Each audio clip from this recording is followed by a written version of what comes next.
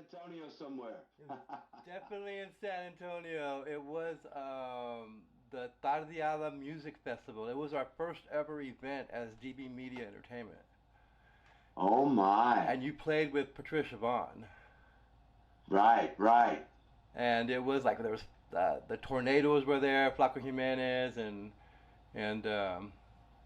yeah. But that's the first time I have a really good picture of you autographing the guitar that we gave away. Do you Okay. remember that? My memory's a little hazy, bro. I gotta be honest.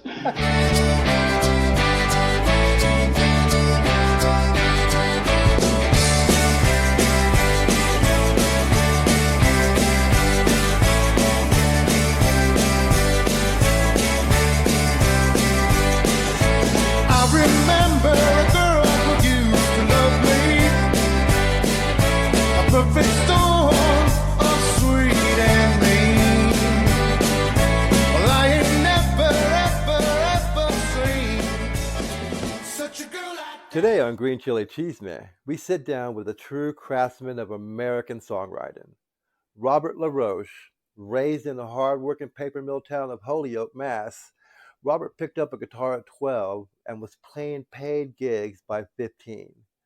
Influenced deeply by the Everly Brothers, he went on to form The Size, landing a major label deal with Virgin Records and recording at the legendary A&M Studios in Los Angeles. He spent the last 3 decades between Manhattan and Texas, performing with Patricia Vonne and leading his own solo projects. With South by Southwest around the corner, Robert joins us to talk legacy, craft, and the long road of a life in music. The cheese is hot. Let's get it. Cali chick from all the canals, a whiskey swiller, gonna smoke you out. Well, I ain't never, ever, ever seen such a girl like that. Um, I will send you but that picture. I suppose the more details you give me, it'll shake the cobwebs loose. Yeah, I mean, it was just, I mean, for us, it was again our first event. We had like, golly, uh, Rick Trevino was supposed to be there, and he canceled at the last minute, something about his transportation. But we had a good 6 or 7 bands, and you guys were the maybe the second to the headline, third to the headline, maybe. Okay. And All then right. it was the Tornadoes who headlined. You know, the Flaco Jimenez and Sean Salmon. I hope it was a good show. Oh man, it was fantastic. But the thing that we messed up is it was also, and we, you know, it was our first event, so you learn. But it was the first time, or it was the same day as the Rock and Roll Music Festival. Oh, okay. So we barely broke even, but we broke even. So it was, That's right. everybody That's had a good right. time, and it was a fun night. Um, so Very that's good. our origin story. And again, thank you for coming on to Green Chili Cheese, man. Can you hear me okay, David? Oh man, you're blasting through my speakers, my friend. So I don't know if you know what the show is, but this is our second season now. It's crazy. Last year, the name hit me. I was at work doing a side job, and the name hit me, Green Chili Cheese Man. I didn't even know what it was or what it was supposed to be. And then Flaco Jimenez passed away, and right about that same time, and it hit me that this is a legacy thing. This should be a legacy podcast. You know, about, and Yeah. it's not about, you know, what. I'm just talking, not talking particularly to you, because I interview wrestlers and actors and all sorts of the gamut. Anybody who's an artist, I'm interviewing them. Cool. And it's not about what you're hawking, what you're selling. It's about you, the artist, and how you became to be you. So, Right. with that, let's get started here. I know you probably have limited time on your Sunday, and I thank you again for doing this on Sunday. No, Um, man, I'm not, my time's not limited, and thanks to you. oh, thank you. Right on then. Okay, so let's start from the top here. Tell me about where you grew up and your parents, and if you remember your grandparents. Well, I'm from Massachusetts originally. Okay. So I grew up in Western Mass, Holyoke, Massachusetts, Wow. um, which in that time was a paper mill town. It was an industrial city with a three-tier canal system, Wow. and that powered all the paper factories.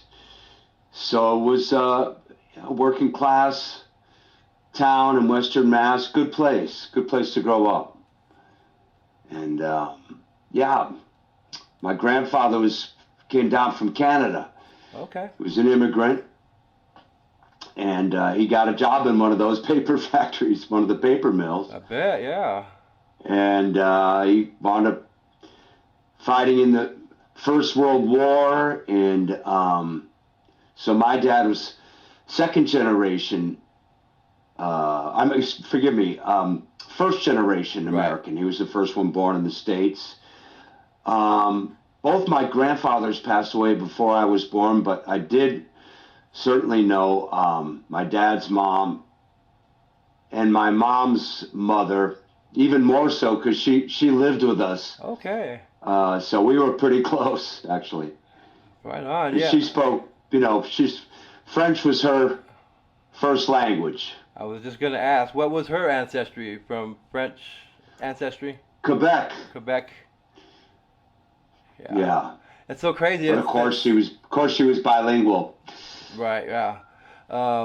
My grandfather was also a World War One guy. He actually had to lie to get in, and he was an immigrant from the other side of the country, from the other side of the world, from Mexico, and he Right. actually was a child conscript in Pancho Villa's Army of the North as a child. He was Oh like man, 14 or 15, and it when was a part of history. yeah, and when they attacked Columbus, New Mexico, he upon retreat he went west and ended up in a mining company where the army came recruiting, and he lied about his age and joined in. And so my dad is also first generation. I'm second generation. Yeah. And he ended up retiring. He didn't know any English, and he ended up retiring from. He joined the Army Air Corps. Ended up retiring from the Air Force as a master sergeant in the Air Force. Incredible, huh? Imagine. And by the time he joined World War One, he had already been in like 6 different battles. That's pretty amazing at that age. So I Yeah. get being the second generation thing, and we weren't allowed to speak Spanish, so I barely speak Spanish now. So, Uh-huh. did you all bring food ideas and all that customs from Canada? Did they come down with you to Massachusetts? Some of it did, yeah. Both my grandmothers were fantastic cooks. Oh man. But as far as ethnic Canadian food, I mean, French meat pies Yeah. were popular in the house. But I mean, I would say it was basically American cuisine, because they assimilated. You were trying to Let's say it like assimilate. this, Yeah. Yeah, I get it. But they were fantastic cooks, both of them. My dad's mom was an excellent baker, and she had polio, so she was wheelchair bound, and she had arms like you mentioned, interviewing wrestlers. She had arms like a wrestler, man. She was strong from the waist up, of course. I bet. But they were both wonderful cooks. That's fantastic, man. Yeah. I barely remember my grandmother's. My grandfather lived with us. My dad's dad lived with us for a little bit before he passed away. But yeah, that's lucky to be able to do that. So, what was school like for you growing up in elementary school, little Robert? What was school like for you? Well, we went to a Catholic school in my hometown of Holyoke. Predominantly Franco-Americans, not exclusively. That wasn't a requirement, but it was, as it happens, it was mostly children of of Franco-Americans, and it was called Our Lady of Perpetual Help. Oh, okay. And great memories from that place. We got a good education, you know. We had nuns, and you know they weren't messing around. You know, you had to you had to pay attention. So, at what age It was good. did music start coming into your life? Well, I mean, I didn't start playing the guitar till I was about 12 or 13. Uh-huh. But as far as absorbing music and being fascinated with music, I'm the youngest of four. And so that was right out of the gate, you know. I was born in 63. So, you know, there was always, I shared a room with my brother, not for the first couple of years. He wouldn't have gotten a lot of sleep, I guess. But, you know, but eventually shared a room with my brother. And my sisters, they shared a room next door. And, of course, there was vinyl playing at all times, whatever was current, you know, at that time, Beatles and Stones. And just the top 40 in those days was pretty good. It was pretty eclectic. I mean, you could hear, you know, the Stones, or you could hear Bob Dylan, or you could hear, you know, Sam and Dave, or James Brown, or a novelty song, and some of these crazy novelties, you know, one-hit wonders, all in, you know, 20 minutes. So it was a good education, but I didn't actually start playing until about 12 or 13. You know, what's crazy as far as I was born in '65, so I'm right there with you age-wise. Yeah. Right. And you're up there, and I'm down here. Or I was in Texas. I'm in New Mexico now, but and I did get some music. The music that is my life, Rush from my oldest brother, and like Judas Priest. I'm a more of a metal guy from my middle brother. But what the music that rubbed off on me was my parents' music, man. I'm talking like, you know, Andy Williams and Engelbert Humperdinck, and I mean all those, Frank Sinatra. My mom was a Bobby Soxer, and there you go. And I've told this before, but I didn't get along really well with my mother. But the one thing that I did do for her was I took her to Frank's final tour. Good for you, man. And that's the one memory that, because she gave me all that music, man. And to this day, cool. I can go from Frank Sinatra to Frank Zappa, you know, and there you go. Because of them. But yeah, so music was really important for me from the early age, and it's still, and as a guitar player, you've been playing since you were 12, so you might get what I'm going to tell you here. I've just been playing for like maybe 6 or 7 years, and I only picked it up because to become a better songwriter. I'm a songwriter. Good. And now I'm going back and playing like the music that I used to listen to back in the 70s and 80s, and playing that stuff. Like I just did a Dreamer Deceiver, which is from old Judas Priest, 1970 something. It's mellow, but it's heavy. And my God, just the joy of being able to play that is just something I'm trying to tell people, and made a post about it, and you know, I don't play in front of people, and I just play for my pleasure now. And I was playing I play a rhythm guitar, so I was playing this part, and it's very distinctive, and then when I opened my eyes, I found myself I was swaying to a totally different beat, and I didn't understand what was going on. But I was swaying to the other guitarist doing his solo. That's what I was swaying to, but my hands were playing what I was supposed to be playing. And I was, I mean, I'm sure that's normal, but for me, this is all new to me, so it freaks me out when all this stuff happens. Yeah, whenever there's two guitar players in the band, generally speaking, they're playing different parts. Yeah. So, and that makes a nice, it's a nice yin and yang kind of a thing. Yeah, and if you're not familiar with Priest, but yeah, they're the double E guitar thing, and they switch off, and half the time you don't know who's playing what. Anyways, so when you picked up your guitar early at 12, when did you start thinking about playing with other people, getting a band together? I started doing gigs, and I started playing professionally, for money when I was 15, Oh, wow. and I got pretty good pretty fast. Basic uh, guitar work. Let's say it like this, but I guess what I mean by that is I could accompany myself Right. pretty good, singing and playing. And I hadn't really gotten into a band yet, but I did have a really great singer, a singing partner who had a higher register than I did, Mike Jakowski. He's still a dear friend of mine, a hometown guy.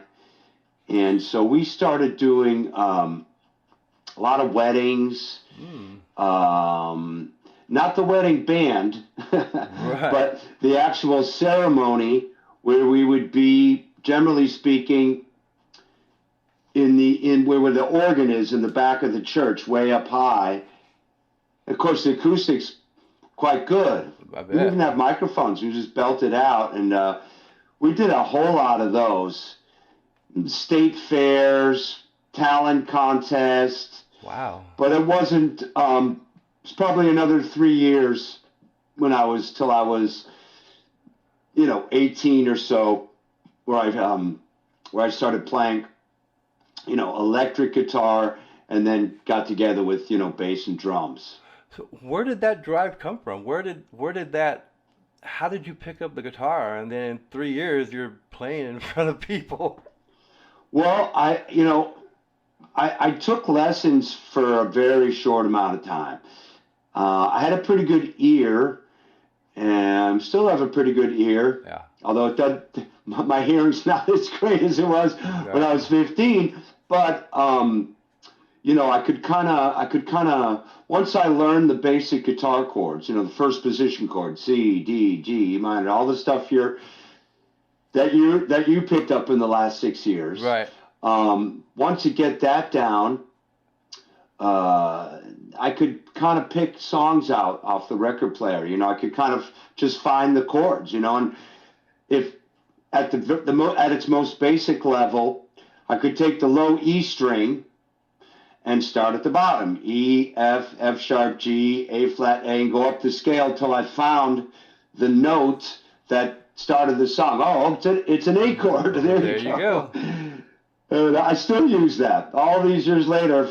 Normally I can hear the chord changes pretty good, but if I'm stumped, that's what I do. I go to the low E, and there's only 12 notes, right, David, and so odds are pretty good you're going to find what you're looking for. That's a good point. That's a good point. So did you play in like school for your school at any time in front of those people? The first I did, and the very first gig, I was 14, was in 8th grade. Wow. And we did kind of a homemade version of the rock opera Jesus Christ Superstar. Right. Which had some great music. And it was a local college, Holyoke Community College, and I guess for their theses or whatever you want to call it, to pass their final exam in a music course, they came down to our school, they being was bass, guitar, drums, and keys. It was a quartet, all good musicians. Mm-hmm. And they came down to our Catholic school, and that was their project, was to audition singers for, okay, you're going to be Judas, you're going to be Jesus, or you're going to be Peter, you're going to be Mary Magdalene, and that's kind of how it went. And I seem to remember we rehearsed a good amount for it, and we were, considered our age, we were fairly well prepared. It went down gangbusters, of course, because the audience was made up of family members. So right, I got you. So, but that was the first time I ever heard my voice booming through a microphone. Whoa. And even though I was totally nervous and had my head down, I wasn't looking up. It was a thrill to hear my voice coming through the PA speakers. And I got the bug. Man, yeah, that's at 14, that's pretty good. I guess I was doing a play about that age, so it's kind of the same, but it's way different because it's just a couple of you guys or a few of you guys at your group versus the whole cast, and then everybody else who's responsible, and it's a lot less. So who were your early musical influences? Where did you start leaning your musical ear from? Learning, excuse me. Well, my mom's brother, my own brother, my two sisters, like I mentioned earlier, from a very young age, 2 or 3, 4 years old, was hearing, American rock and roll, basically. And, of course, British invasion stuff. Right. But my mom's brother especially turned me on to early American rock and roll, like Buddy Holly, Eddie Cochran, Chuck Berry, and I guess most importantly for me, the Everly Brothers. Oh. Phil and Don Everly. Yeah. And those sibling harmonies, really, to this day, that's about as exciting a thing I've heard. It's just in my subjective opinion, of course, but that had a huge influence on me, and still does. Are any The Everly Brothers, that's the big one for me. That's a big one. Are any of your brothers or sisters musically inclined as well? My brother was a very good piano player, very good pianist, and he still plays, but he went a different path. He didn't go the musician's route. Right. Okay. Which is probably a very smart move, from a financial move, to stay away from the arts. But, I chose the arts, and, as long as I have enough to pay my bills, I'm generally happy. That's exactly the way I feel. So the style that you play now, music that you play now, that you've grown into, where would you say that gleamed from? Again, most of my stuff. I sent you my record. You heard really my good. record. You were nice enough to comment. Is acoustic based. What I mean is, it begins with the acoustic guitar. These are written on acoustic guitar, and they're pretty prominent in the recording of the song. They're prominent in the mix. Yes, of course, there's many, many other instruments on there too. Right. B3 organ. Certainly, my new album, Sacred Vow, is really a guitar record. There's loads of guitars, electric guitars on there. But to me, it all kind of stems from what I mentioned just a few minutes ago, that the Everly Brothers songs really featured acoustic guitars. Yep. They had the Gibson J200s, and Don Everly, they were both good players. Don Everly was a particularly fine rhythm guitar player. So that influenced me a heck of a lot. Okay. What was the time? Okay, I know when this was musically for me, but when was a time when you were on stage and you were in with the audience is with you, and you go, this is really what I'm supposed to be doing. This is what I'm supposed to be doing. Right. Basically, right from the beginning.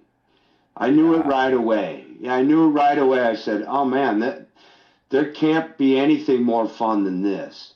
Wow. And all these years later, I still feel that way. Wow. I have a tour coming up with Patricia Vonne. Yep.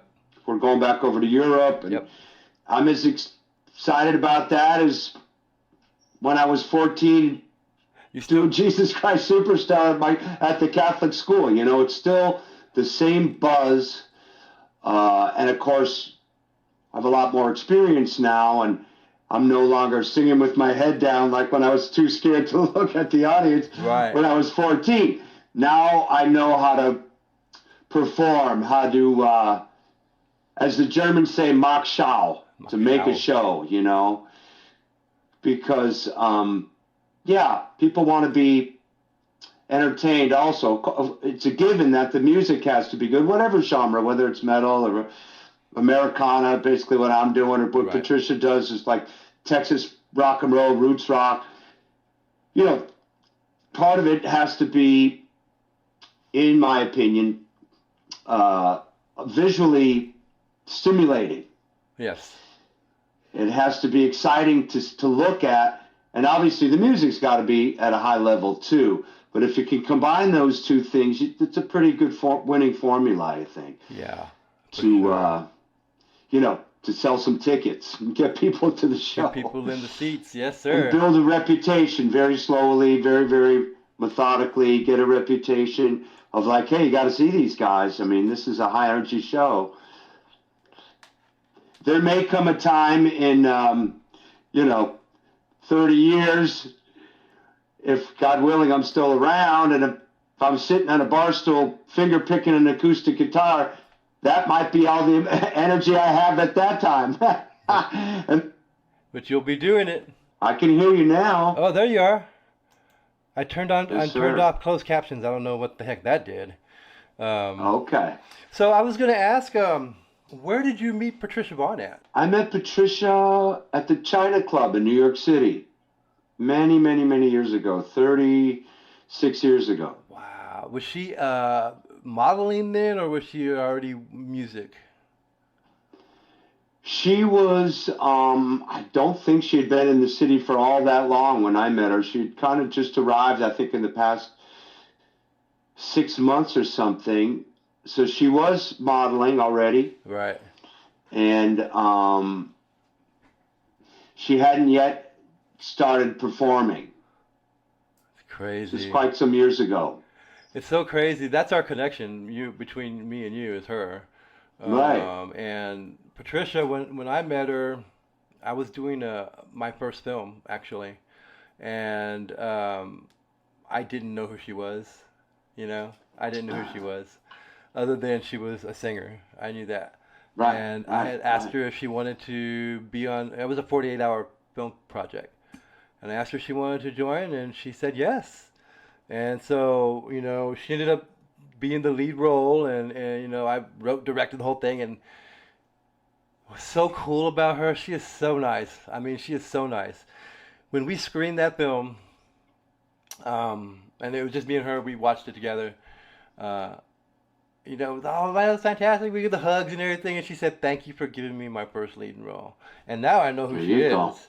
You know, she had been in all her brother's films and all of that, and then she turned around and told me that as a first-time filmmaker. That was like, that's the kind of person that she actually, the three people that are on my wall, Doug Som, who is my writing idol, right above him, Raul Malo and his band, the Mavericks, and then right over there is Patricia Vonne.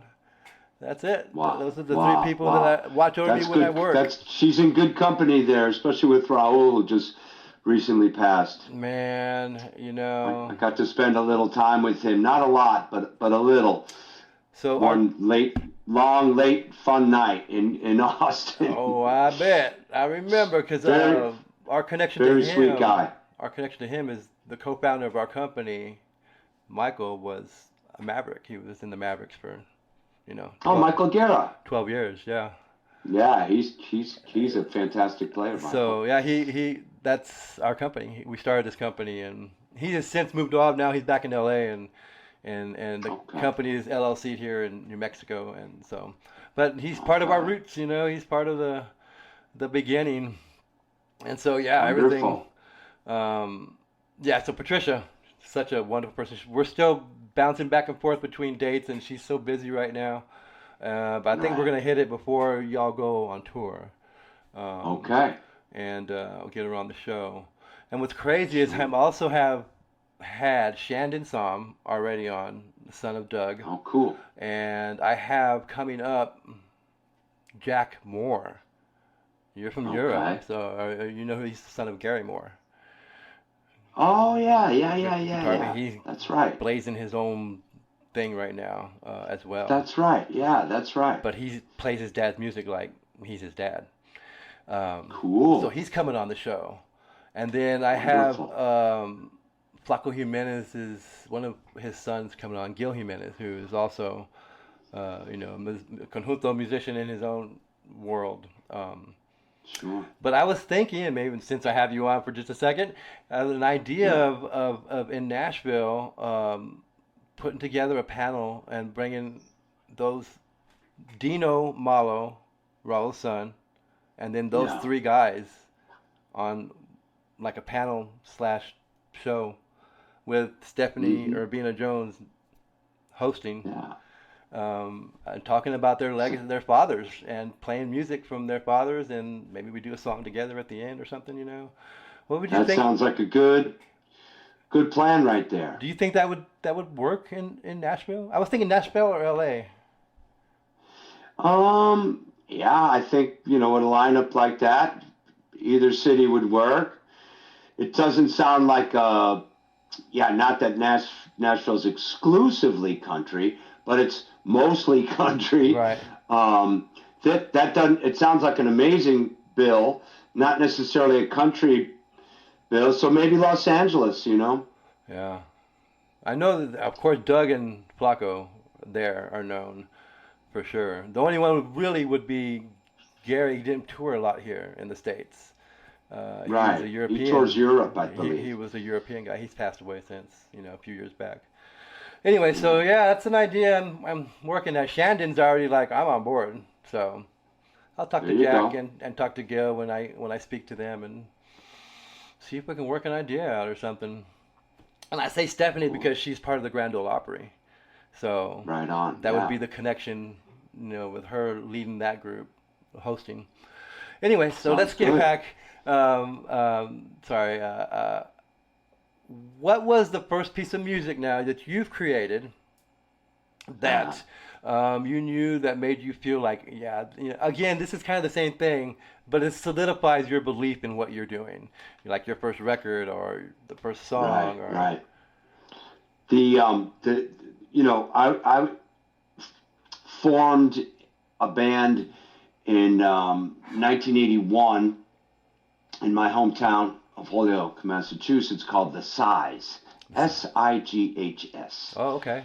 And if you Google it, there's all kind of stuff will come up, and I did that for a long time, a lot of years, and where we grew up in Western Massachusetts, there was a lot of schools, a lot of colleges, a lot of gigs, a lot of places to play, and so we started out as a trio, then became a quartet, stayed a quartet, and worked the college and club circuit in Western Massachusetts. And then we branched out to the rest of New England, and we started playing New York City on a regular basis in '89. And in 1991, by that time we'd gotten quite good. Mm-hmm. And that we were signed to Virgin Records. Okay. So we had a major label deal. They flew us out to Los Angeles. We recorded at A&M Studios, the old Charlie Chaplin studios, which are still there. A&M's not there anymore, but the Charlie Chaplin soundstage is there, and the offices on the grounds. It's on Sunset and La Brea, if you know LA at all. It's in Hollywood. Right. So that was an unbelievable experience. And in any case, you can Google The Sighs. That was a lot of fun. We met all kind of, U2 was there working, and on and on and on and on, all kinds of people. But our first release, I guess that, getting back to the actual question, was a 1982 self-released vinyl 45 Okay. that we recorded called She's Not the Girl I Used to Know. And we sent that all over the place, including major labels. I still have rejection letters from like A&M, Capital. They actually sent letters back in those days, you know. It's interesting. And but in any case, that was sort of our calling card for a year or two, and got a heck of a lot of airplay in that region, you know, in a regional hit. And that helped to build our fan base. And as the years went by, the band got better and better. The songs got better and better. You know, we were just young guys growing and getting better at the craft of songwriting and getting better at the craft of live performance and recording. Right. So by the time we got to A&M Studios, which was the summer of '91 in Los Angeles, you know, we were playing at a high level. And, you know, that's what happened with the size. And the record was released in June of '92. And we toured with the Gin Blossoms, the Spin Doctors, toured all over the States. And then we had a not so nice experience of the record company got bought out by EMI. So EMI purchased Virgin Records, and it's a corporate merger, and that didn't bode well for our release. Let's say it like that. They didn't back it up after that? They weren't interested. Wow, yeah. They didn't sign it.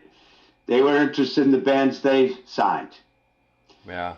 But in any case, we sure got in the batter's box of the majors, and that was pretty cool in itself.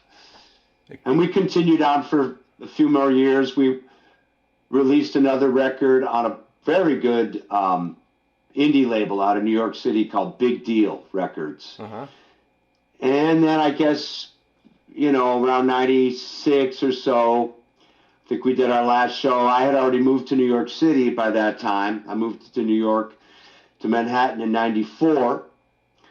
And, you know, after a decade or more, 13, 14 years of fronting the size and being the main songwriter, I was ready for something different. So I joined a band called Cardinal Wolsey, really cool band, as a sideman, as a guitar player, backing vocal. I was not the songwriter in the band. And that kind of, I enjoyed the hell out of it, but it also gave me time to kind of step back, because we had a single vision in the size, get signed to a major label, and we actually achieved it. Right. Which was a very small percentage of bands that get to do that. Right. And we toured all over the place. But at that point, I was ready to, like I say, kind of step back from the frontman role. I needed a break. And I'd already met Patricia, and she was already writing songs. So I went down the role of sideman, which I'm still doing. Right. But in 2015, and I love it, and in 2015, I decided to do my first solo CD. Okay. Because Patricia and I co-write a lot of songs, and she's a damn good songwriter. Yeah. And, you know, some of the songs that I was coming up with weren't necessarily the right fit for her. Right. So I took those songs and did my first solo CD in 2015, and the new record, Sacred Vow, is now my fourth solo CD in the last 10 years. So right. Toured Europe a bunch of times on my, you know, with my acoustic trio show, which is really not a rock and roll show at all. I'm on acoustic guitar, and I have an excellent female violinist, and I have a wonderful contrabass, upright bass. Oh, nice, yeah. Bowed bass, you know, he also plays pizzicato. So I've done that tour, 5 times. Yep. And of course, I've toured with Patricia regionally in Texas for so long, and also Europe for 22 years, and we've really built that to absolute zero, starting at the bottom, to where it is now, where she's quite well known over there. Yeah, she is. I remember going to shows when I was in Germany I lived there for about 10 years. I saw John Mayall in like a small intimate club. How cool is that? I mean, you were there for 10 years in Deutschland? In Deutschland, ja. Ich spreche ein kleines Deutsch. Speck ein bisschen Deutsch, mein Freund? Kleinen Deutsch. I remember a little bit. I speak better German than I do Spanish, I tell you that. Now that's funny. It is really funny. I remember over there, I used to cook for my German friends, Mexican food, Spanish food. I used to cook for my German friends over there. Bet that went down well. Oh, they loved it. I miss it so bad. I want to go back before I leave the plains of the earth. Beautiful country. Oh man, I mean, almost 10 years. Absolute beautiful country. Lived there, and it was, you go in any direction in a train, and for 30 minutes you're in a different country.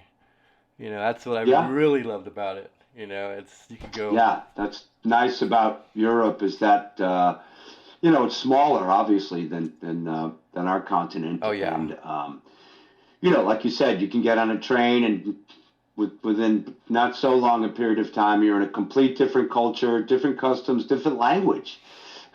What people really don't get, and I feel bad for people who don't go outside of the United States and just live here. I mean, I can only speak for myself, and I'm glad that my passport is current.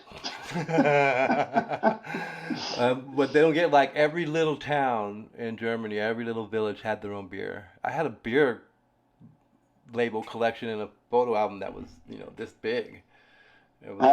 It's just so much fun. Anyway, so I had my share too. Those days are over. Yeah, I can't drink I don't drink anymore. I don't drink. I miss Weissen beer. I'll maybe have a Weissen beer if one pops up, a real one. But yeah, I don't drink anymore. So anyways, let me ask you this. When you're on stage performing from the beginning and even to the next time you perform, what do you hope that people feel when they leave your show?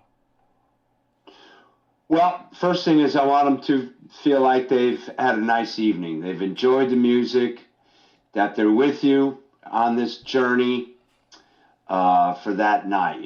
That's number one. Number two, if they like the music a lot and they purchase your CD, that's even better. Yeah.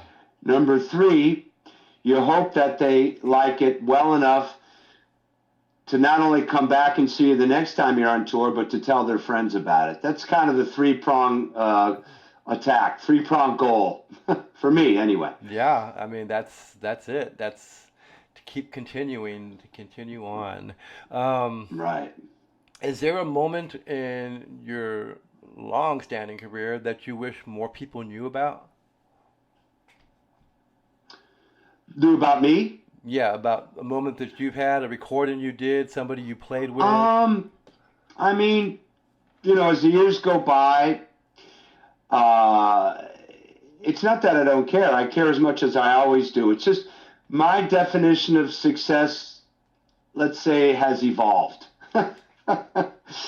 If I get to keep making writing original songs, recording original music, keep getting to tour, that to me is an artistic success. Right. In my younger days, of course, I guess maybe I had a little bit more of, I'm not even sure. I still have a lot of drive. It's not that I don't have the drive, but I concern myself less about, not as competitive maybe as I don't view the music business competitively anymore. Right. I view it as I'm still lucky to, like I said, to have an opportunity to write, record, and perform. Those are really the main three deals, right? Write original songs, get in the studio if you're lucky enough to record them. I have an awesome producer, John D. Nicola. And, of course, the number one thing is live performance art, right? The art of getting on stage and doing a show. Yep. So that's success for me. Okay. Do you go back and do it all over again, or do you take a new path? Oh, I do it all over again. Yeah. Yeah. Without a hesitation. The only thing I might probably try and do is party less than I did. Yeah. Yeah, probably. I went a little too. I had the pedal to the metal for a lot of years. I probably, if I had a chance to do it over again, which of course I know that I don't. Right. But if I did, I would pay a little bit more attention to taking better care of myself. Yeah, yeah. Is there someone that you have played with, or wish you could play with now, that's gone or still here possibly? Yeah, I guess if I was to allow myself to go to Fantasyland, I wouldn't mind being at an Everly Brothers recording session and have them say, "Hey, we're doing 2 parts. You want to add a 3rd part? Maybe in the afterlife." But no, I mean, I'm quite content because I have 2 really good projects that I do: Patricia Vonne Band, Robert LaRoche solo, and even the aforementioned the size. Right. My early band. On occasion, not too often, but on occasion, if we get a good offer or so, I think the last time we played was in 2023. Okay. So, and we've recorded some really good music. We wound up reforming in 2017 and recorded a really fine CD, full length, of songs that didn't make it on the major label debut. Right. Because by that time we probably had 60 songs to choose from, and you only got to pick 12. 12.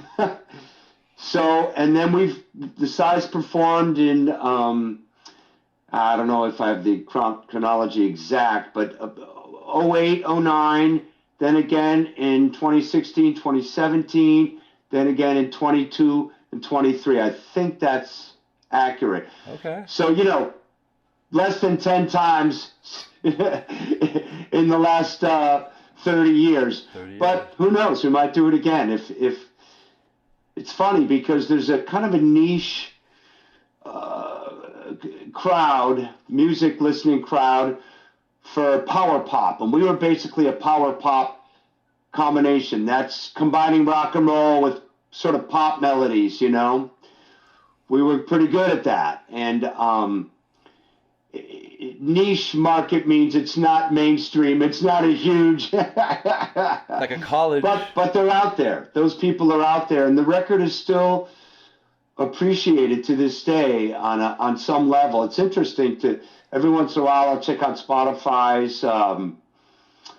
I can see how many new members there are, or how many people listened in the past time. I'm still kind of amazed because that record came out. It'll be 35 years, man. Wow. This summer, and I think I have the math right on that. Yeah, 35 years. Yeah. So anyway, I'm content where I'm at, David. When you were describing yourself and your early days touring, you reminded me of Dave Matthews Band. Well, I wish we'd sold as many records as he did. Because he did that college thing too. Isn't that where he pretty much made his name in the college tour? I don't know, man. I'm not sure. Pretty sure he did. That's how he broke in or broke out. Okay, Mr. Robert, I know I've kept you so long. Let me hit you with this last question here. When did you realize the word legacy, and what does it mean to you now? Well, I've been able to put out a fair amount of music over the years, released music with the size as my own name, Robert LaRoche, and with Patricia Vonne. Hundreds of songs published. So,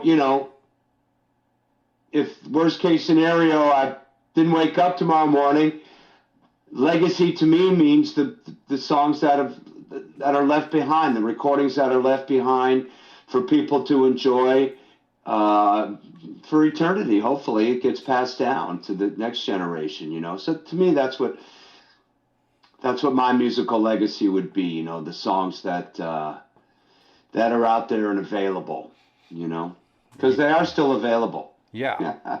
And this one, David, this is the most important one. Sacred Vow. This is my new CD, Sacred Vow, on OMAD Records out of New York City. Yes, sir. And it's on omadrecords.com or robertlarochemusic.com. It's getting great reviews. And A Man, a Guitar and His Troubles, available to you. There you go. And I recommend it. I heard the whole thing, and I did it when I was cleaning my room the other day, and it's really good. It's really good. Thank you, bro. The title song is the one that really pops. And I'll make sure when this episode comes out to blast that and make sure that they know where to get it. But thank you for that. For taking an hour and spending some time with us and on this Sunday and I don't know where are we at? Where are you at, anyways? Well, I'm at the family home. I'm visiting family in Cape Cod, Massachusetts. Cape Cod, right on. And we are about to get the storm of all storms. Oh, I've been seeing that in the news. Yeah, it's going to, well, I'm not a weatherman, but it's predicted to start this evening, 100% chance. So we are expecting a blizzard, actually. Wow. The combination of heavy snow and high winds and zero visibility. So I'm in Cape Cod, Massachusetts at the moment. Well, but I will be. Oh, I'm sorry. Go ahead. Go ahead. Go ahead. Cut you off, please. I'm going to be in your neck of the woods. Oh. In San Antonio. During South by Southwest next month, performing with Patricia Vonne at Jazz Texas, which is a really cool venue in San Antonio. I believe that is on, geez, I hope I get the date right. I think it's on the Tuesday, March 10th. I believe it's on a Tuesday. And then on Thursday, the 12th, Patricia Vonne Band is at Continental Club in Austin. Which is an awesome venue, legendary venue. Thank you for coming on the show, and you have a great week coming up. Stay safe, stay warm, and if I speak to Patricia or if you speak to her, say hi, and I'll say hi for you. David, I hope we get to meet in person pretty soon. Meet again. Meet again in person. Right on. Thank you again, Robert, and I'll drop you a note when this comes out. Thank you for everything, David. Take care. Have a good week. Gracias, amigo. Adios. Ciao. Green Chili Chisme is a production of DB Media Entertainment, LLC. If you're digging the stories, give us a like or pass us to your friends the way you used to pass the J. We're on Apple Podcasts, Spotify, Amazon, pretty much anywhere you listen to the pods. Thanks for riding with us, supporting these voices, and keeping the chisme alive. We'll see you next time.